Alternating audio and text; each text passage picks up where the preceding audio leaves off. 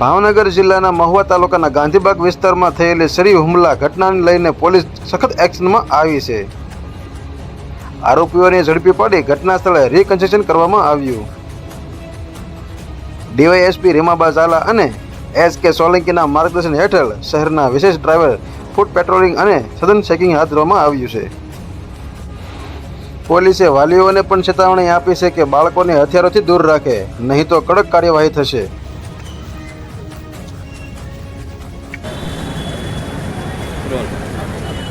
આજરોજ Mahuva town police station વિસ્તારના ગાંધીબાગમાં તાજેતરમાં બનેલ બનાવો તેમજ આગામી સ્થાનિક સ્વરાજની ચૂંટણીને અનુલક્ષીને ફૂટ પેટ્રોલિંગ તેમજ વાહન ચેકિંગ ડ્રાઈવ હાથ ધરવામાં આવી હતી। જેમાં ખાસ કરીને જીપી એક્ટ 135 છે કે જે જાહેરનામા ભંગના કેસો છે, ગેરકાયદેસર હથિયારો વગેરે રાખતા જે ઈસમો છે એ લોકોને એક ખાસ ચેતવણી આપવાની છે આપના માધ્યમથી કે આગામી સમયમાં મહુવા ટાઉન પોલીસ સ્ટેશન દ્વારા આવી દિવસ અને રાત રાઉન્ડ ધી ક્લોક એક વાહન ચેકિંગ ડ્રાઈવનું આયોજન કરવામાં આવશે અને આવા કોઈ પણ ગેરકાયદેસર પ્રવૃત્તિ કરતા ઈસમો પકડાયા આવશે તો એના પર કાયદેસર કાર્યવાહી કરવામાં આવશે। જે હથિયારો લઈને જે છોકરાઓ નીકળ્યા હતા ને આવ્યા હતા તે બનાવ બન્યો છે એનું સંદર્ભ શું કરશો?